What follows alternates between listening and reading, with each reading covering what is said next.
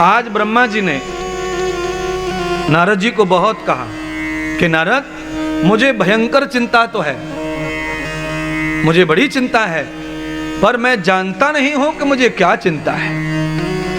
निश्रयतम न वेदितम योगम, मैंने बड़ा प्रयत्न किया समझने का कि मेरा दुख क्या है, समझूं समझूं, पर मैं दुखी हूं अंदर से, पर मुझे नहीं पता क्या दुख है। कभी कभी ऐसा होता है महाराज, अनेक डॉक्टरों का इलाज करा के भी बीमारी समझ में आती नहीं है। फिर हम क्या सोचते हैं कि कोई ऊपर वाला नीचे वाला घुस गया लगता है, तो फिर हम ऊपर वाले नीचे वाले का भी इलाज करते हैं। कहीं पिट के आते हैं, कहीं थुकवा के आते हैं, कहीं काला धागा, कहीं पीला धागा, कहीं तावीज बावीज करवाते हैं महाराज, तब भी बीमारी ठीक नहीं होती है, तब भी दुखी का दुखी रहता आदमी। तो फिर क्या करे, आखिर में हार के थक के घर में बैठ जाता है और फिर हमारे जैसे व्यक्ति की कथा सुन लेता है, प्रवचन सुन लेता है, तब उसे अपने आप टीवी के सामने निरोग हो जाता है, रोग खत्म हो जाता है। तब उसे सच्चाई समझ में आती है, ना मैं बीमार था, न ऊपर वाला, न भूत, न प्रेत, न चुड़ैल, मेरे ऊपर किसी का भी साया नहीं था, मैं केवल भगवान की नजरों से दूर था, इसलिए दुखी था। चलो भगवान की नजरों में चलें, सुखी हो आवे। नारद जी को यह जात हो गया कि अब तो हरि के चरणों में ही जाना पड़ेगा।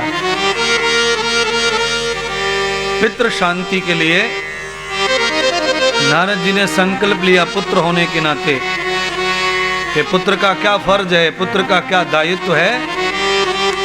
तो नारद जी कथा के माध्यम से दायित्व बता रहे हैं, कर्तव्य बता रहे हैं। यथा तीर्थम सर्वदाम लोकम लोक समापदम। नारद जी अपने पिता की शांति के लिए संपूर्ण लोकों में गए, पर नारद जी को कहीं भी उपाय नहीं मिला। फिर कहाँ गए? लोकम पृथिव्याम गति। सबसे ज्यादा शांति कहाँ है? तो कहा धरती लोक पर। दुनिया का कोई भी लोक नहीं है जहां शांति प्राप्त होती हो। एक ही लोक है जहां सबसे ज्यादा शांति है। एक बार आप सब लोग बोलिए, कौन सा लोक है वो? बोलो, धरती माता की जय। और इसीलिए इस लोक को छोड़ने की इच्छा किसी की भी होती नहीं है। नाक में, आंख में, गुदा में, लिंग में, सब जगह नलियां पड़ी हैं डॉक्टर के यहाँ हॉस्पिटल में, फिर भी कोई मरना चाहता नहीं है। कटवा दे कितना भी, पैर कट गए, हाथ कट गए, नाक कट गई, आंतड़े कट गए, पेट कट गए, पर जिंदा रहना चाहते हैं। क्यों? ऐसा लोक नहीं है जगत में कहीं। बैकुंठ भी फीका है धरती लोक के आगे। आप कहेंगे महाराज क्यों? योगी तो बैकुंठ में जाता है, जाता जरूर है, पर आपको बताना चाहता हूं, बैकुंठ में जो रहते हैं ना, वो बार बार धरती पे आने के लिए प्लान करते हैं। अगर बैकुंठ अच्छा होता तो बिहारी को धरती पे आने की कोई जरूरत पड़ती नहीं। बार बार मौका ढूंढते हैं महाराज, और केवल मनुष्य बनकर नहीं, धरती के लालच में मछली कछुआ भी बन जावे भगवान। हाँ, धरती का सुख ही ऐसा है महाराज। क्योंकि सोफा वालों, धरती क्यों पसंद है सबको? क्योंकि यहाँ शराब मिलती है, अंडा मिलता है, मछली और बकरे का मांस मिलता है, ज्यादा ही पापी हो जाए तो गैया का भी मिलता है। इसीलिए क्यों मन लगेगा वैकुंठ में? है? दूध को फाड़ लो, छन्ना में निचोड़ लो, पनीर बनता है। ये बैकुंठ में मिलने वाला नहीं है महाराज। इसीलिए धरती अच्छी लगे महाराज। और सुनो, ये तो खाने पीने की बात है, धरती पे और भी बहुत मजे हैं। धरती पे क्या मिलता है? साली मिलती है। स्वर्ग में ये सब मिलने वाला नहीं है। जीजा जी, जीजा जी, जीजा जी, ओ जीजा जी, जीजा जी फूल के लट्टू हुआ रखा है। ऐसा स्वर्ग में होने वाला नहीं है। नहीं है महाराज। स्वर्ग में क्या मिलता है? भोगस्य फलम कर्मः। जो तुमने पुण्य फल किया उसका भोग मिलता है। वहां पर और कोई रिश्ता मिलने वाला नहीं है। अकेले रहोगे, कोई परिचय नहीं करेगा तुमसे। अपने पुण्य का फल भोग लो। टेबल पे खाना, टेबल पे सब बिस्तर पे ले लो। और आप जानते हैं महाराज, कितना भी स्वर्ग क्यों ना हो बिस्तर पे, पर फिर भी खिड़की खोल के बाहर देखने का मन तो होता ही होता है। और महाराज छजली पे खड़े होके रोड पे चलते हुए देखो, खिड़की में से कुछ नज़ारे, कुछ छजली के नज़ारे, कुछ छत के नज़ारे, ये सब तो तभी मिलेंगे जब तुम्हारे पास में धरती पे आने का और मनुष्य बनने का पुण्य अधिकार होगा। तो ये अधिकार कैसे पैदा होता है? तो कहा कर्मम कर्तव्यो निष्ठाम, अपने कर्तव्य को निष्ठा पूर्वक कर्म में चेंज कर दो। कर्तव्य को निष्ठा पूर्वक करो। माता पिता से कभी अकुलाओ मत, कभी परेशान मत हो।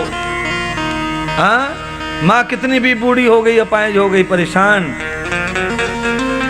माँ से दुखी नहीं होना, पिता से दुखी नहीं रहना। इतनी सेवा करनी पड़ रही है, कब मरेंगे ये, ऐसा बोल करके सेवा नष्ट हो जाती है। अरे हमारा बड़ा भाग्य है कि भगवान ने हमारे माता पिता की सेवा का अवसर हमें दिया है, पर हे भगवान वो बीमार ना हो, ये सेवा हम ऐसे ही करें। नारद जी ने ब्रह्मा की खुशी, ब्रह्मा जी की शांति, अपने पिता की शांति के लिए धरती की यात्रा की। गंगा पर गए, पूजा की। यमुना पर वृंदावन में गए, यमराज की पूजा की। नर्मदा की परिक्रमा की। पर ब्रह्मा जी को कहीं से भी नारद की भक्ति का फल प्राप्त नहीं हो रहा है। कभी कभी कई डॉक्टर बदल के भी बीमारी समझ में नहीं आती है। नारद जी का भी ऐसा ही हो रहा है महाराज। हाँ, जो फल तीर्थ ना देवे, जो फल नदी ना देवे, जो फल पूजा पाठ ना देवे, जो सरता सरोवर ना देवे, वो फल कहाँ मिले? तो कहा जाताम वृंदावनम धरती, वृंदावन की धरती पर मिलेगा, चलो वृंदावन। नारद जी को एक संत ने कहा महाराज वृंदावन चलिए, वृंदावन जाओगे तो वहां तुम्हारी कल्पना, तुम्हारी कामना पूरी हो जाएगी। कैसे? क्योंकि वहां पर भक्ति मुक्ति सब रहती है। भक्ति रहती है, हाँ, और भक्ति के यहाँ पानी भरने का, झाड़ू पोछे का काम मुक्ति करती है। जिस मुक्ति को योगी लोग मांगते हैं वो मुक्ति भक्ति के यहाँ दासी बन के रहती है। पर वो दासी तब ही काम करती है जब भक्ति के बेटे जवान हो। ज्ञान और वैराग्य, अगर बेटे बूढ़े हो गए तो दासी बेईमान हो जाती है, फिर मुक्ति किसी के काम आती नहीं है महाराज। और आप समझदार हैं महाराज, घर के नौकर चाकर भी तब ही काम करते हैं जब घर का मालिक पहलवान हो। कठिन काम।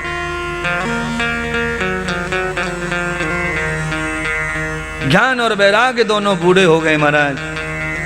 संत का कहना तो सच था, पर संत को बड़े दिन हो गए वृंदावन से आए हुए। संत को यह मालूम नहीं था कि ऐसा भी हो सकता है कि भक्ति जवान की जवान हो और भक्ति के बच्चे बूढ़े हो जाएं। आत्मा कभी बूढ़ी नहीं होती। हाँ,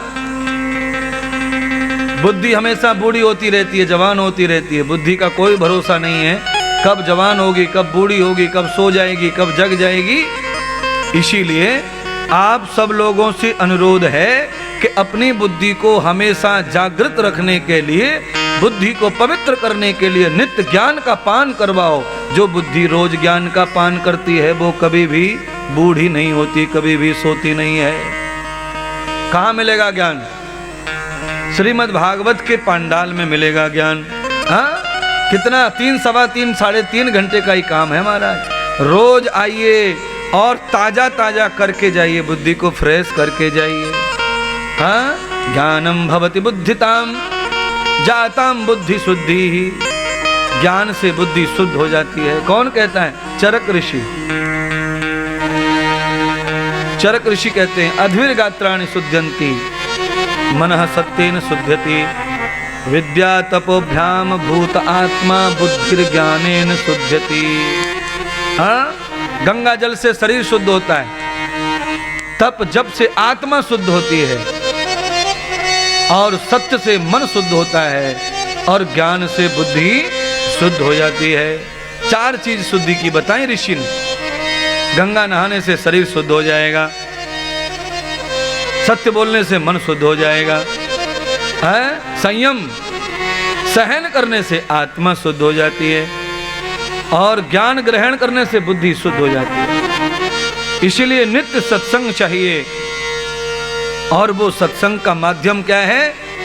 आज तो माध्यम भागवत ही है महाराज, और ज्ञान के बहुत मार्ग हैं पर वो कठिन हैं। भागवत का जो मार्ग है वो सरल मार्ग है, इसे कोई अनपढ़ से अनपढ़ भी इस ज्ञान को श्रवण कर सकता है और इससे प्रयोग में लाकर अपने जीवन का कल्याण कर सकता है। आज नारद जी श्री धाम वृंदावन की ओर जा रहे हैं महाराज। वृंदावन में नारद जी प्रवेश करते हैं। तब नारद जी ने वृंदावन में प्रवेश करके क्या देखा?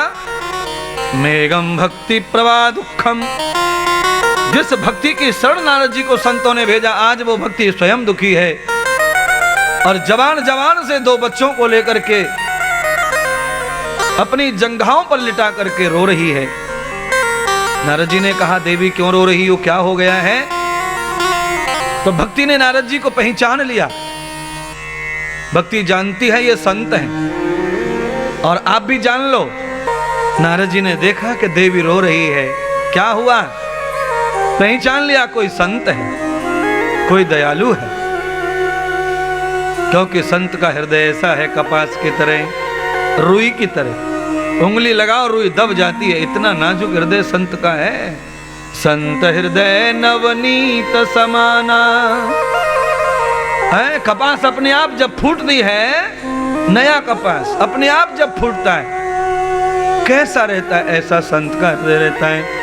संत किसी भी स्थिति में अपना सर्वस्व न्यौछावर कर देगा पर दुखी को दुखी नहीं रहने देगा।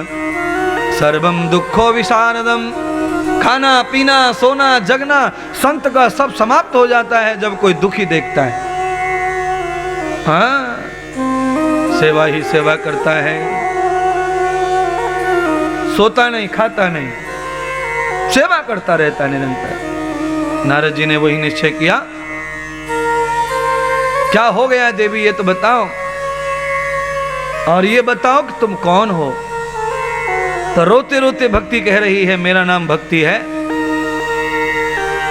यहां कहां से आई हो? तो कर्नाटकौ गति भूत्वाम यस्यम प्रदेश भूयः। मेरे जन्म का प्रदेश कर्नाटक है। भूयम किशोर अवस्था, और मेरी कुछ अवस्था किशोर अवस्था मैंने महाराष्ट्र की धरती पर प्रचार किया, और फिर व्याधि जरा न सोष्टम च, सौराष्ट्र में जहां सूर्य अस्त होता है वहां मेरी सारी जवानी चली गई, बुढ़ापा जरा आ गई मेरे पर। जब मैंने बुढ़ापे को देखा तो बुढ़ापे से डर के मारे मैं वृंदावन आ गई। वृंदावन में आके मैं तो जवान हो गई पर मेरे बच्चे बूढ़े हो गए। आपको भी कहना चाहता हूं, वृंदावन में कोई बूढ़ा नहीं रहता, बूढ़े भी जवान रहते हैं महाराज। बिल्कुल 80-80 साल के लोग परिक्रमा देते हैं वृंदावन की महाराज, और दुनिया भर की दवाएं खाते थे घर पे। और श्रीधाम वृंदावन में ठाकुर जी की राधा रानी महारानी इतनी जमुना जी प्रकट हो गई हैं कि परिक्रमा कर लेते हैं रोजाना, दर्शन यमुना जी का दर्शन कर लेते हैं। आपको भी वही चाहते हैं, वही करना है। सदगुरु भगवान श्री सूत जी ने सौनक आदि 88,000 ऋषियों को दर्शन कराया कथा का। कहा नारद जी ने संकल्प ले लिया कि हे देवी भक्ति, वैसे तो मैं तुम्हारी शरण आया था अपने पिता की मुक्ति के लिए। द्वेताम दर्शनम प्रियाम पित्रो गति भूयः, अहम पुत्रो धर्मनिष्ठम यस्यम यशो न कीर्तिनाम। अगर पुत्र होकर मैंने पिता के सेवा करते हुए उनके दुख को दूर न किया तो मेरी कीर्ति नष्ट हो जाएगी और मेरा अपयश हो जाएगा संसार में। इसलिए हे भक्ति माता, मैं तुम्हारी शरण आया था पर तुम दुखी हो, इसीलिए पहले मैं तुम्हें सुखी करूंगा। क्योंकि मेरे अकेले का नहीं, पूरे ब्रह्मांड में न जाने कितने पुत्रों के ऊपर माता पिता का ऋण है, और वो ऋण तब ही चुकेगा जब औलाद भगत बन जाएगी, भक्ति के शरण जाएगी। जब तक औलाद भगत नहीं बनेगी, भक्ति की शरण नहीं जाएगी, माता पिता का उद्धार होने वाला नहीं है। आप कहेंगे कि औलाद की भक्ति करने से, पुत्र की भक्ति करने से पिता कैसे तरेगा? तो भागवत में बहुत सारी कथा हैं जिसमें पुत्र ने भक्ति की है और पिता का कल्याण हुआ है। आगे कथाएं आएंगी तो आपको सुनाई भी जाएंगी। द्वेताम दर्शनम पुत्रम, दो प्रकार के पुत्र होते हैं संसार में कम से कम। एक ऐसा पुत्र होता है जो पितरों की संपत्ति के लिए जीता मरता है, और एक ऐसा पुत्र होता है जो पितरों को संपत्ति का मालिक बना देता है। हाँ, आप अपनी संपत्ति का मालिक अपने पिताश्री को बना दीजिए, पर ऐसा होता नहीं है महाराज। जितने भी नौकरी चाकरी करते हैं ना, इसमें से 99% अपनी पत्नियों के नाम से प्लॉट खरीदते हैं राजनांदगांव में जाकर।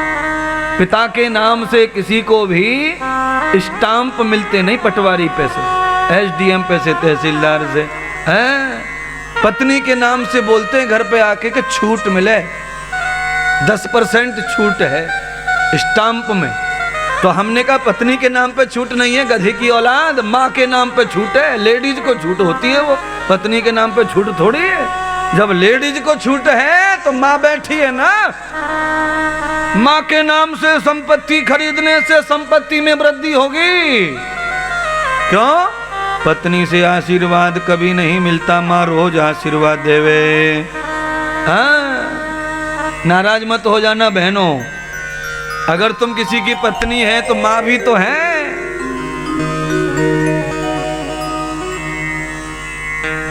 भक्ति माता आज नारद जी से कहती है कि मेरे पुत्रों को जीवित कर दो, मेरे पुत्रों को चेतन कर दो। मेरे पुत्र क्या हो गए? जरा व्याधि तरम दुखम। मेरे पुत्रों को जरा व्याधि ने घेर लिया है, प्रमाद आलस्य ने घेर लिया है।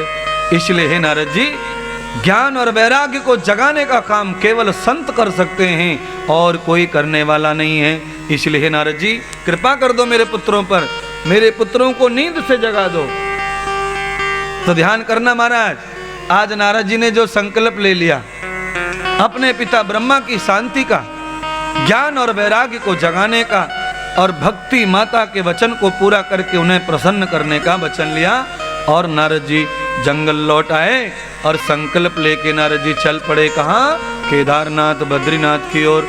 बोलिए बद्री धाम की जय, केदारनाथ धाम की जय, अमरनाथ धाम की जय, बर्फानी महादेव की जय।